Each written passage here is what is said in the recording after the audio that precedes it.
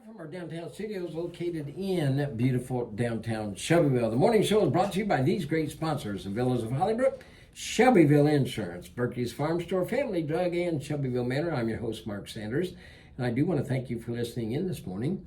We are blessed to have in the studio with us this morning a couple great, I just, in a way I want to call them sales representatives, but I know that's not the official titles, but we do have Derek Hayden and we have Garrett Omer, both with Shelbyville Insurance here in Shelbyville. So Derek, exactly what is your official title? I know that. It's just I've been called a lot of things, but risk advisor is kind of the title we've adopted. Not just an insurance representative, but take an entire look at your total risk, whether it's from your personal standpoint or a business standpoint.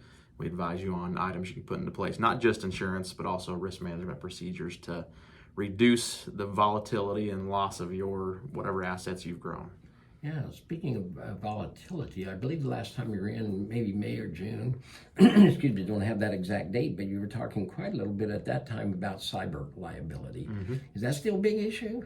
Yeah, it's still a very large issue. We're seeing, I can't remember what our statistics would have been earlier in the year, but they've grown even since then. And, kind of like we talked before the show, even for an individual businesses, it's going to be one of the largest risks, if not the largest risk that we face, and it's going to continue to grow as things proceed here going forward.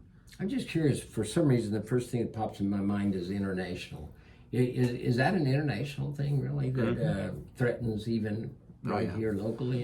Yeah, absolutely. Most of your breaches and malicious actors, I guess you would say, hackers, are overseas. Yeah. Most of them are in other countries. Obviously, there's people here in America that are doing the same thing, but a lot of them are overseas trying to figure out a way to get into your system and somehow take access to your money, your data, whatever it happens to be. Yeah, and a lot of that stuff is untraceable, is it not? It's difficult. It's difficult to trace. Yeah. But it's good to have insurance against that. That's right. Absolutely. You can absolutely financially protect yourself with a cyber insurance policy. Yeah. Kind of goes back to that advisor role. We're trying to, with all of our clients, make sure everybody has a good understanding of what their risk looks like with that moving forward. Yeah. And I can remember back when we did talk about that a few months back, you were gave a couple really good examples or bad examples, depending on how you want to look at it. But you all came to the rescue, so it really ended up being a good example. Yeah. And but it doesn't always end up that way if you're not protected, right? Exactly. You got to be protected. Well, what are we going to talk about this morning, since we're away from the cyber liability thing now? Well, Mark, we've got a treat for you this morning. All right. We have. Can I eat it, or well? Do you have a fork? That depends. If you win. If you win. No. So we have created a game show for you this morning, Mark, and you are going to be our contestant. Okay. The game show is Covered or Not Covered. Okay. Covered or not covered. Sounds like a Jimmy Fallon show. There you go. So what we'll do, Mark, is we're going to give you a claim scenario, and we're going to ask you, is it covered or not covered? Okay. And you let us know what your thoughts are, and we'll explain a few things of, is it covered, is it not covered, can it be covered? So if you're ready. I don't know that I've always made the greatest decisions in my life, but we'll try on this. That sounds good. And the prize is either we can get you a cupcake, or you can take the cash prize of $10,000, whichever one you want. So. Whoa, that's going to be a tough one. That's going to be another one of those tough decisions in life. All right, Mark, are you ready? I am ready. All right, the first claim scenario. You're sitting in your home or right here in your commercial building, and the ground starts to shake. It's an earthquake. Your property sustains damage from the earthquake. Is it covered or not covered? Well, I would say it is covered. It is covered potentially. A standard home insurance policy and commercial property policy does not automatically include earthquake coverage. You can typically purchase earthquake coverage for an additional premium, but it is not covered unless you buy earthquake coverage. Okay. And we have, I'd say 50% of our clients or so do add that onto their home or their commercial property policy. I was looking up before we came over, it usually is about $200 to $400 to add that to your home policy, depending on the value of your home. So it's the way it works out is it's covered with a percentage deductible if you do add it. So for example, 10% deductible. So if your home's covered at $200,000, you'd have a $20,000 deductible for your earthquake coverage. So yes, you can add it. It is not automatically covered though. So it can be for pennies. You'll be covered. Right. And then you right. don't have to worry about it. Are we kind of on a fault line or something? I've heard that all my life. As a matter of fact, I failed a trim one time. Yeah. That's what they say. I think it's called the New Madrid fault line, or New Madrid. Who I'm not sure, depending on which dictionary you're reading that day. Yeah. So, or but there where you is, live. there is a fault nearby. We've had a few small tremors in our area. Nothing that caused damage from what we know anyway. So It was back in 2008. There was one. Okay. Yeah. But just think of the relief you could have if you just knew you were covered. right, right. exactly. Now that we're making everyone aware that we live on the new Madrid or Madrid. All right, Gary, right. take it over. Are you ready? I am Claim ready. scenario number 2. You're sitting in your house. The rainstorm hits. Water suddenly inundates the area that enters your home, damages your home. Is it covered? Covered. Why not? Not covered by your standard home policy. Now, you do have the option to look at flood insurance when you are looking at getting your home policy. So, Maybe I should look at that. you could. Now, here in our area, it's not something that we see every day and all the time because we're not necessarily on a flood plain, but we do have some flood policies that we have wrote through our office before. So, Yeah. And not everyone lives uphill.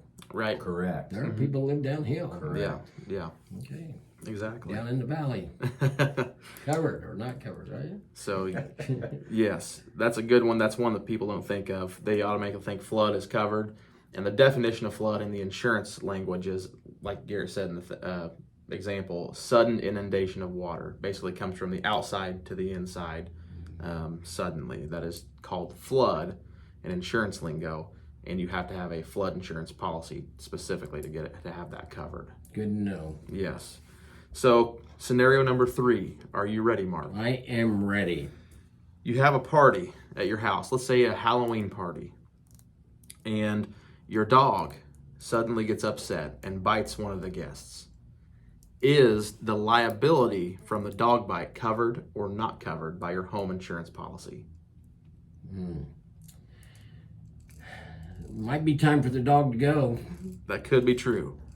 It could be true. I love my dog, but First up, what kind of dog do you have? well, I have a part pit and part lab. So, Okay. He can take care of himself. if he wants Yeah. to. And pretty good sized dog, so I hope I'm covered. You are typically covered in that scenario, Mark. That is true. So most policies do cover the liability from a dog bite. Now, one thing you want to make sure of if you ask your agent is what Garrett kind of said was, what breed do you have? Some companies will limit the types of breeds that they do cover. Some will also limit, they will say no coverage for dog bites. So you have to be careful of that. A typical policy does cover it. Some companies are getting more particular about the breeds that they will cover. So a lot of the breeds you see excluded are pit bulls, Rottweilers, German Shepherds, Chows. I can't remember some of the others. But if you have a dog that is more known to be aggressive, some companies are reducing or limiting coverage for those types of breeds. So you do have to be careful with that. Well, since I have a half breed, I guess I could maybe be half covered. there you go. So I might have gotten that right. Okay, very good. Are you ready? I think so. Number 4. I think Derek, when we were putting these together, he must put all the claim scenarios on me with the storms. Yep. All right, you're sitting in your house again. Thunderstorm hits. Your power's knocked out. Your sub pump no longer works. And your basement fills with water. Is it covered? That's going to be a cliffhanger because we're going to take a break. All right. Give me time to think about it. You're listening to the WTIM, your information station. We're coming to you live from our downtown Shelbyville studios. Just having a great time in the studio this morning. So we're broadcasting here at 96.1 FM, Shelby County 107.5 FM in the, Christian County 96.1, we're 107.5 in Shelby County, and the big 870 AM across Central Illinois. We're WTIM Morning Show, your information station, back with Derek and Garrett after this short break. In Shelbyville Manor, I'm your host, Mark Sanders. Have the pleasure of speaking with one of our sponsors in here this morning. Actually, two representing one of our sponsors, and that would be Derek Hayden and Garrett Ulmer. And been having fun this morning. We've been going through this game show thing, and I believe we left it was sort of a cliffhanger because I was supposed to answer whether I'm covered or not covered. Unfortunately, I don't remember the scenario. Well, that's good. Lucky for you. Yeah, we're going to repeat the question for you. You're halfway to winning the $10,000 cash prize. Or cupcake. Okay, or cupcake. I don't know. If you're hungry, the cupcake may look pretty good. So, all right. Are you ready? I'm ready. Number 4, storm's coming through. All of a sudden, the power's knocked out, not working, your sump pump fails, and your basement fills with water. Are you covered? That could be a lot of damage. I would hope I'm covered. I feel like you're answering that every time. Right? Well, I know who I am insured with. That's Right, there you go. Not out automatically unless you have water backup. So that's one of the things of us being in an advisor roles we try to discuss with our clients as far as that goes. Whether you have a basement, a water backup claim can even come in if you don't have a basement. So if water or anything, sub pump failure, water comes back up through your sink, your toilet, your washing machine, something like that, water backup would step up and take care of that, and not your typical homeowner's policy wouldn't. So you need to make sure and review that with your agent, see if you've got water backup coverage. Or even your crawl space, you don't want that all wet. Nope. Exactly. Because that can cause damage as well. That's right. I'm thinking as we go along here, although I realize you all are actually doing the program here, I'm just kind of a contestant. But it seems to me you'd want to be very familiar with your policy. That's kind of what I'm hearing here. Absolutely. Yes, and I can tell you what Garrett and I do and what we always do at Shelbyville Insurance is, in most cases, we add these coverages when we quote, give you your quote or your proposal. Then you can choose if you want to remove them. So you can see what the cost is, see what the coverage is. We try to avoid the surprise, if an earthquake does come through or a water backup issue, sump pump fails, you've got water in your basement. We want you to know ahead of time, well, I know I talked about that with Garrett and we decided to keep that on our policy. Or if you said, well, we decided to remove it, ahead of time what's going to happen. So yeah, the water backup endorsement that you can add to your policy is probably $50 a year. Yeah, around it's not that very much for a couple thousand of coverage, 5,000-10,000. So it's affordable. And it is probably one of our more frequent claims that we do see, believe it or not. So it's something that I feel like we've discussed several times throughout the year. So Well, you're going to figure out just how important it is if something like that happens and you're not covered. that's right. And so it sounds like to me for minimal dollars, really. You don't want that ultimate surprise of, what do you mean I'm not covered? Yeah, correct. So, and I think something neat about what you just said there, Derek, is that, you include it. And that way you're going to talk about it with your client. Right. You're not going to, you're not going to overlook something or, Right. Once again, you're keeping your potential client in mind there, right? That's absolutely correct. As a risk advisor. Yes. Okay. All right, Mark. Number 5. Are you ready? Oh, is there another one? We've got a few more. I thought this- Depending on how much time we've got. Mark's sweating in here. Well, no one can see him, but he is. I am. He's wanting that cash or the cupcake. All right, Mark. Number 5. Your neighbor's tree falls on your house. Does your neighbor's policy cover the damage to your home? To my home? Yes. My tree fell on the neighbor's house. Your neighbor's tree fell on your house. Oh, Yes. okay. See, the reason I twist that around a little bit is I have this tremendously large oak tree in my yard. Okay. And if it falls, it's aimed right towards my neighbor's house. So this is one that really concerns me. Sure. So I'm going to say, cover. Mark, so this is probably, we get a lot of people who get upset and irritated at this answer, but this is the answer. If the tree falls on your house, your home insurance covers it, even if it's your neighbor's tree. So if your tree were to fall on your neighbor's house, their home insurance would cover the damage to their home. Okay. So that is one thing that we have a lot of people who get a little upset and try to talk their way into, out of a claim or into a claim. But that's the way that a insurance policy responds. If it was, if it was a windstorm. Now, if you neglected the tree, if it had been dead for years and just kind of been hanging there, and Sure. there'd been requests to cut down the tree, and then it falls, that could be a liability issue where you may be pulled in liability-wise as the tree owner if it damages your property or your neighbor's property. But typically, your home policy covers damage to your home. So Not the other person's home. Exactly. Is it impolite to ask your neighbor what kind of coverage he has? No. Well, It's the question a good is, discussion. are you taking care of that tree? What's that tree look like? I in hope your so. yard? I mean, I try. Who knows enough about a tree to know whether you're taking care of it or not? I better buy some extra insurance.